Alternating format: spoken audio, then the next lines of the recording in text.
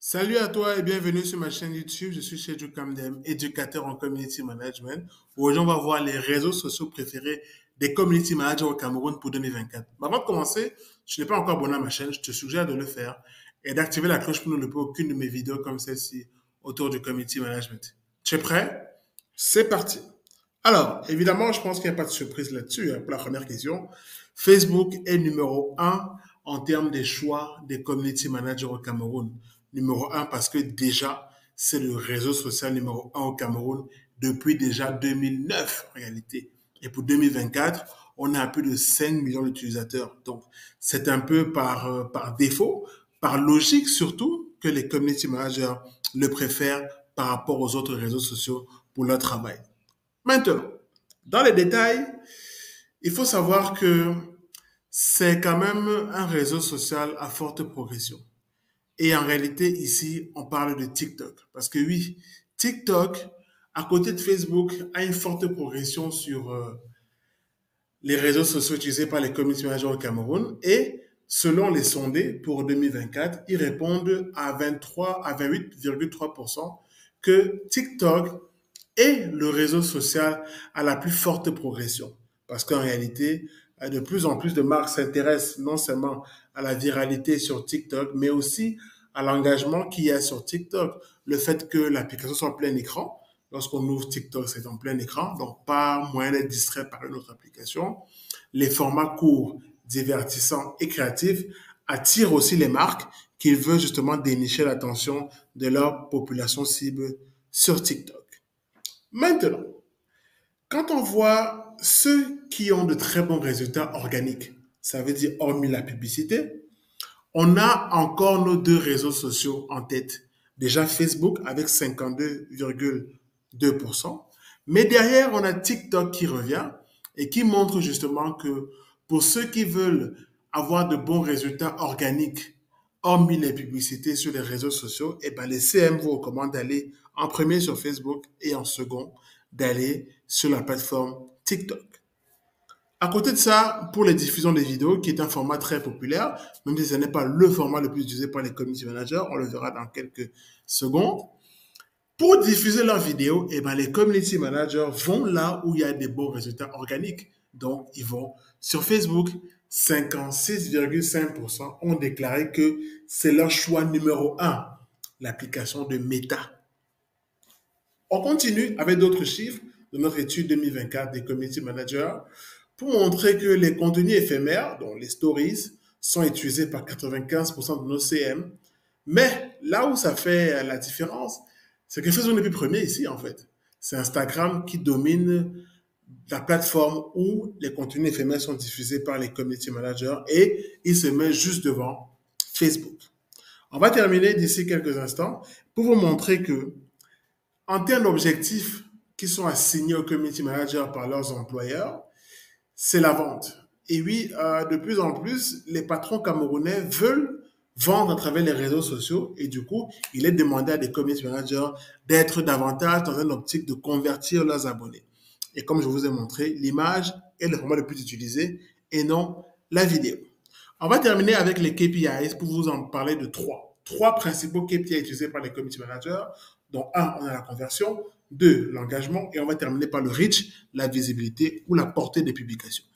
Donc voilà, si tu as aimé cette vidéo autour des chiffres des réseaux sociaux préférés des community managers, lâche un pouce et dis-le moi en commentaire. Et surtout, abonne-toi et active la cloche pour ne louper aucune de mes vidéos comme celle-ci. On se retrouve très vite. À très bientôt. Chedjou Kamdem est un social media expert. Ce jour, celui qui a bâti sa réputation sur le community management nous partage les secrets de ce métier qui gère l'image, la réputation des personnalités sur la toile. Il est l'invité de la semaine.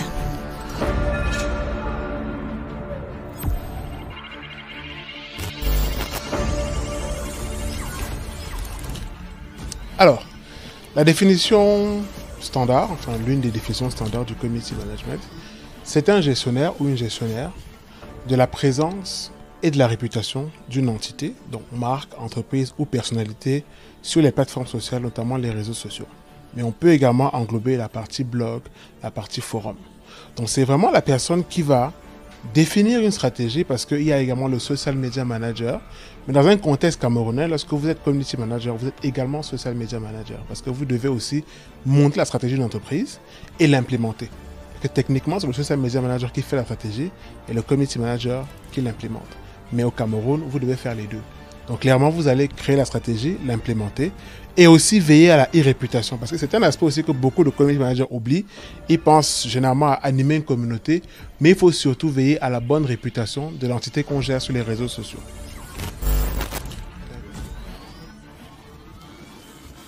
Alors, avant d'arriver aux compétences techniques, d'accord, je vais d'abord rester sur les compétences humaines.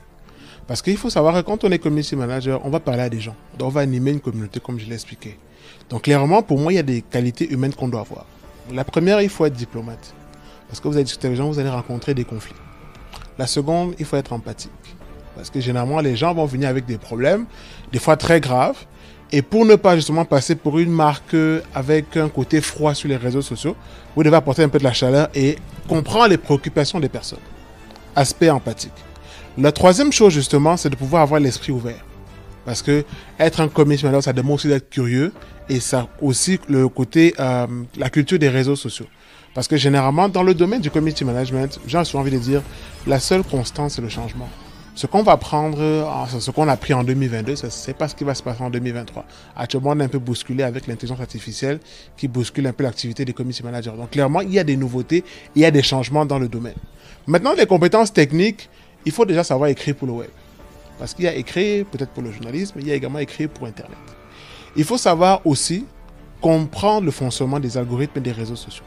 Parce que chaque réseau social, Facebook, Instagram, Twitter, TikTok, a une manière différente de fonctionner. Et en tant que community manager, vous devez savoir justement comment ça fonctionne pour pouvoir alimenter les contenus d'une entité sur chacun de ces réseaux sociaux, mais aussi pouvoir conseiller à une entreprise où aller en fonction des objectifs qu'elle va atteindre.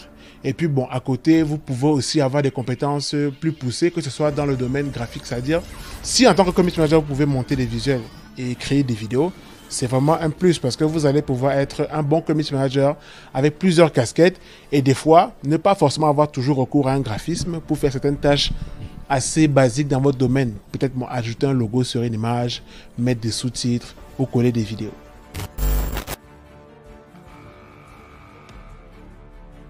Alors, restreindre, moi je ne pense pas. Je pense qu'il faut réguler. C'est vrai que si on reprend encore le cas de TikTok, beaucoup de pays actuellement sont en train d'interdire l'application, mais sur les appareils des membres d'administration publique comme les gouvernements.